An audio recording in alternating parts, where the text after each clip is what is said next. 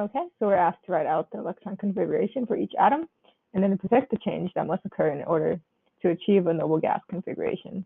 Okay, so let's start with A, which is nitrogen. Looking at our periodic table, we see that nitrogen is in group 15, and it's right here. Okay, so let's look at our closest noble gas, that's helium.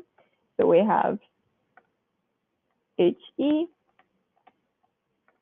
and then let's see, we have 1, 2, 3, 4, 5 outer electrons.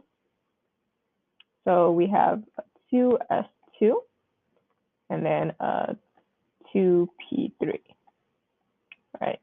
And then in order for nitrogen to attain a noble gas configuration, it's much easier to gain 3 electrons than to lose 4 electrons. So